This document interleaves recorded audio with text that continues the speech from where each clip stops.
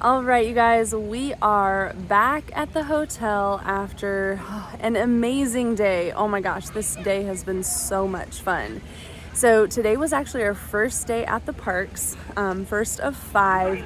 So we started out early this morning. We hit up early park hours. So today the early park hours were at Universal's Islands of Adventure. And that means the park opened at 8 a.m. for any of us staying on a Universal resort or in a Universal resort on property. So highly recommend you guys stay on property if you're planning a Universal vacation. And here's a quick little plug. If you're planning a Universal vacation, I'm gonna tag our travel agent in the description of this video. Her name is Monica. She goes by Monica the Mousetrip Traveler for her travel agency. She was amazing at helping us book this, just ensuring we got a good deal, helped us with getting the right package, picking the right hotel for us, and all within our budget as well. So right away, the first thing she asked me was, what will your budget be, or your budget range? And so I was able to give her a range, but you can give her, a budget, and she will help you stay within your budget, and also within your budget, she'll help you to have an amazing vacation. Other thing I want to mention about Monica is her services are free. So make sure you utilize her services because they're at no extra cost to you. So highly recommend. Again, she's tagged below. So anyway, we started our day with early park hours, and we heard that you should leave, and I think our travel agent shared this with us as well, but heard that you should leave about a half hour early from your resort to get to the park. We actually ended up leaving about 45 minutes early just because we were ready and we didn't want to eat breakfast yet. We were going to eat it later in the day. So we got in line for the shuttle, which there's free shuttle services from your hotel to and from the parks and all over the property. So we got in line for the shuttle at 7:15 and were able to get on a shuttle right away. And so headed over. By the time we got, so you have to go in, you have to kind of check in and walk through Universal City Walk, and then you get to the entrance of Islands. And we got there probably about 7:30, so it doesn't take long to get from here to there, 7:30, 7:35. And they ended up letting us into the park 10 minutes before 8 a.m. So 7:50, they were letting us in. So just another reason you should get there early, so you're getting in before the crowds. And then, so let us in at 7:50, we headed straight to Hagrid's.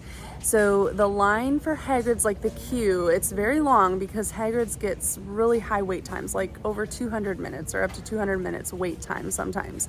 But they're prepared. It was really awesome. They directed us through and had everything prepared, so they knew and directed, if you're going to Hagrid's, go this way. And it was awesome because we walked through, even though it was the longest queue, like a really long queue, we walked through it, and within the first 20 to 30 minutes, I guess, we were already at the front of the queue and hardly had to stand still at any point, like mostly just walked through the line. And then as we got towards the front, we had to wait a little bit here and there, but we were off of Hagrid's by 8:30. So that just shows you the early park hours. We'd already accomplished one of the biggest attractions in the park by 8:30, technically before the park even opened, because the normal park hours start at 9. So that was awesome. Hagrid's Motorbike Adventure, you guys, is an amazing ride. It was, I mean, I'm not gonna spoil it for you, but it was absolutely amazing. There was a few things that were so unexpected that made the experience just that much more amazing. But that ride, everything from the queue as you're walking through, you see Hagrid's cottage or Hagrid's hut. You walk through the line, the queue, everything. It's so immersive and themed so well. And then you get on that ride, and there's so many like Easter eggs and different things that you see along the way. And just the way they did the ride is absolutely phenomenal. And again, there's a couple things that will, if you've never rode it before and you have had no spoilers, there are a couple things that are just gonna just blow your mind in a way. Like, It was so amazing. After Hagrid's, we got butterbeer. So we had to get some butterbeer in. It was so good. Our first butterbeer of the trip, we went with the regular butterbeer. That was awesome. They do have regular, they have an iced butterbeer and a hot butterbeer. So just keep that in mind if you want to try all three. So we did that, and then we got on the Hogwarts Express. And so you do have to have park to park tickets to ride the Hogwarts Express. It'll take you from Hogsmeade, which is the Islands of Adventure Wizarding World. It'll take you from Hogsmeade, and then it will take you over to Universal Studios, which is the London or the Diagon Alley side of the Wizarding World. And then it'll bring you back as well. But again, you have to have a park hopper ticket to be able to do that. And then you also have to note that you can't ride that right away because the other park isn't open until 9. But by the time we rode Hagrid's, got our butterbeer, they were letting people line up to start riding that. So we pretty much got right on that. We rode over to the London station and then rode right back. So that way we got to experience the Hogwarts Express both ways. Another tip is to remember that, or to be aware that the video that you see on the Hogwarts Express is actually different both ways. So make sure within the time that you're here, you do ride it both ways. You don't have to ride it there and back right away like we did. We just decided to do it. But just make sure you do that so you get both experiences.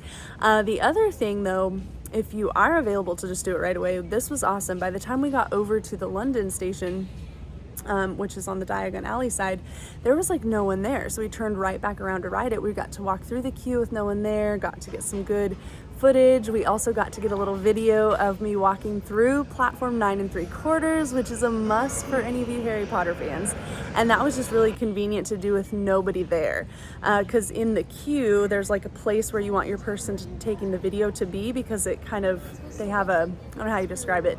They have like a screen. And so you film through the screen to make it look like you're actually going through the wall. And then I was the one going through the wall. On the other side of it is just a cutout in the wall. It doesn't look like anything. But because of that screen, they make it look like you're walking through platform 9 3/4, which is awesome.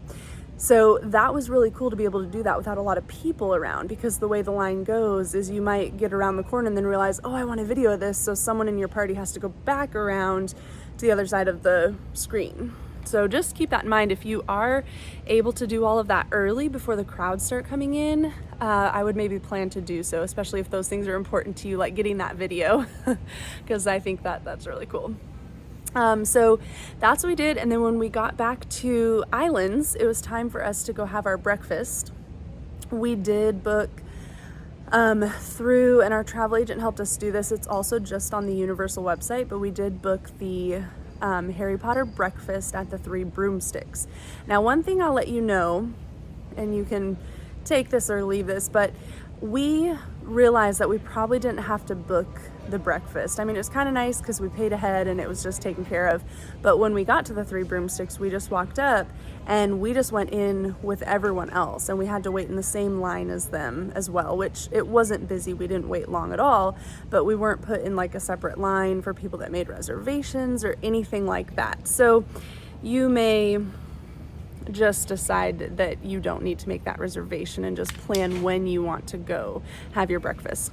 And then keep in mind that you can do the breakfast at Three Broomsticks, which is on the Islands of Adventure side, which is Hogsmeade, or you can do breakfast at the Leaky Cauldron, which is the Diagon Alley side, and that's in Universal Studios. We got the English breakfast. The black pudding was a little weird, but we're always up for trying something new. We did not finish it, but we tried it. It's, I guess Joshua had to look up what it is. It's like, what did he say? Like grain, some kind of grain, but then soaked in blood, or like pork blood, I think, or yeah.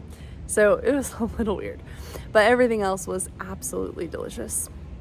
Then after that, we went to the Jurassic Park River Adventure. Love that ride. That is a classic. So we did that. Hardly any wait, 5-10 minutes maybe. And then after that, we went to do Kong Skull Island. That one was only about 5 to 10 minutes, maybe a little bit longer. That one was a little bit longer than Jurassic Park River Adventure, but not that long at all. And then after Kong Skull Island, we went and rode the Velocicoaster. Oh my goodness, you guys. You have to. If you are a roller coaster fanatic or you just love roller coasters like I do, it is a must ride. I will say it has taken over first place on my list of roller coasters that I've ridden of like most extreme, and my favorite, but most extreme. It is an extreme roller coaster and they've done it so well. Like, it is absolutely amazing. I have to ride it again while we are here. I also want to ride it at night with all the lights on. So we did not do that tonight, but I hope to do that while we're here. So that was awesome. And then by the time we rode that, it was noon. So we got so much accomplished, and partly because of those early park hours. So take advantage of those. And a little side note or tip on that, Endless Summer Resort, they have Surfside and Dockside. They're the most reasonably priced of all the Universal Resort hotels, and they are very comparable to any other hotel in the area. So why not just pay that same price to be on the property? So highly, highly recommend. And they're really, really nice. Like, we do not feel like we are in their lowest tier hotel by any means. We're in the Dockside and it's all new. It's brand new property. So it is just really awesome. So definitely do that. But anyway, all of that I just shared, we got done by noon. So that's a lot to get accomplished. And then after that, we headed back into Hogsmeade and we got a couple of the treats that were on our bucket list. We got a cauldron cake and a pumpkin cake, both from Honeydukes. They were both really good and definitely must try, especially for those of you Harry Potter fans. And then we grabbed those treats and went over to the stage that's in front of the castle so that we could watch the Tri-Wizard show. I can't remember the exact title. Maybe I'll put it here or something, but it's just a quick little 5 to 10 minute show that they do, and it was really good. So we watched that show while we had our treats, and then after that we headed to see Poseidon's Fury. That's kind of like a touring show attraction thing. It's not really a ride, but it was pretty cool. The show was a little cheesy, not gonna lie, but there was some cool elements. I don't want to spoil everything, but there was just some cool elements of the show and even the tour, something you walk through and stuff that was pretty cool. So I would still do it. I mean, I would not put that at the top of your list if you only have like a day or maybe even 2 days. Like, go for the other things you really want to do first. But if the wait times are low and you have a chance to do it, there are a couple cool things that it would be worth doing. And then after that, we headed back to the hotel. This is another big perk about staying on location here at Universal, is in the heat of the day, the afternoon, when the lines do get the longest and you're kind of tired and it's really hot, you can just shuttle back to your hotel and get a little nap in, get some relaxing time in before you head back to the parks for round 2. So we came back to the hotel. Joshua took a nap in the room. I came down to the pool and just laid out for a little bit, took a dip, and just enjoyed. The pool area is awesome and it was so relaxing. And so I thought that was perfect. So again, consider staying on property. It's just great. And then after that, we got ready and we headed back to the parks. We had a 4:15 p.m. reservation at the Toothsome Chocolate Emporium. And this is actually in City Walk, just right outside of the parks. So it's not in either of the parks. It's something you could actually go to if you didn't even have park tickets. But we had made reservations, which I do recommend, especially if you're gonna go during dinner time, and you'll have to reserve them in advance. So we reserved our Toothsome dinner about 3 to 4 weeks, I can't remember exactly, at least 3 weeks before we came here, and all of the prime time dinner slots were full. So 4:15 was the closest I could get to dinner. So in advance, book your Toothsome Chocolate Emporium dinner if you want to eat dinner there. So we had dinner there, and I do actually highly recommend you guys eat there. It is an awesome place. It reminds us of Willy Wonka and the Chocolate Factory. It's awesome. And then their food was phenomenal. So Joshua had like a BLT chicken sandwich, I think, with fries, and I had the shrimp macaroni and cheese. and they were both really good. We would highly recommend them. The shrimp mac and cheese was super good. It was spicy, so if you don't like spicy, I would not recommend it. But if you do like spicy, I would recommend it. And it wasn't so overly spicy that you can't taste the other flavors. So it was like the kind of spice that I like. And then they also were not stingy on the shrimp. Lots of shrimp, so highly recommend that. And then for appetizers, I did this a little backwards, but for appetizers we got the almond chocolate bread, and it has like this kind of sweet butter with it. So good, and it is actually one of the things they're known for, so I highly recommend you get that. It's a must try if you go there. So good. And then we also got the crab and artichoke dip, and that was really good too, so we loved all of it. Then after that, we headed back into Islands of Adventure, and we did the Ollivander's Wand experience. We waited for like 2 minutes to do that. So again, it was awesome not having to wait long at all today for anything. That experience was really cool. And then after that, we headed to the castle for Harry Potter and the Forbidden Journey. And that ride is amazing. I will say if you get motion sickness, it might not be one for you. Joshua did it and enjoyed it, but he did get sick on that one. So that ended up being our last ride for tonight. But if you don't get motion sickness very easily, you have to do that ride. It is absolutely amazing. And you just get to see so much from the movies. And even the queue to walk through the queue for the ride is amazing. You go through the castle, you see, Dumbledore's office, you see all of the moving picture frames, and there's so many Easter eggs in there. And so if anything, find a way to walk through the line, even if you just have to ditch out on the ride last minute, because it is awesome. And then after that, since Joshua wasn't feeling very good, we decided to take the Hogwarts Express back to Studios, and we were able to catch the Hollywood's Horror Makeup Show. That is a sit-down show. It's not a ride. I highly recommend it. It was funny and really cool, especially if you're into, the horror films and just the history there. So definitely recommend that. And then after that, we headed back to Toothsome Chocolate Emporium to get a couple of their shakes. So they are also known for their shakes. They have these crazy shakes with a whole cupcake on top. Joshua had the key lime. It had a whole piece of key lime pie on top.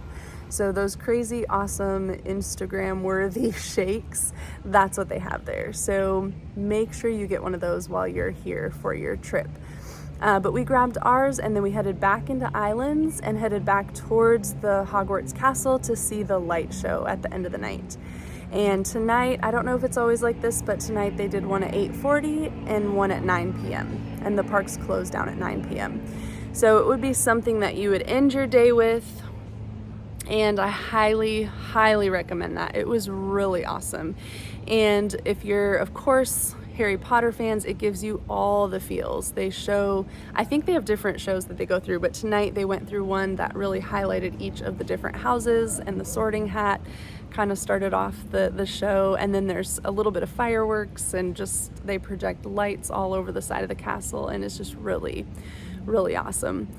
And then after that, we headed back here to the hotel. So that was just day one, and you can see how much we were able to fit into day one, which is awesome. I do think the park numbers as far as attendance or, people in the parks is way low compared to last month, with last month being spring break and Mardi Gras. This month so far seems to be a lot lower. The wait times were crazy low compared to what they were for all of April.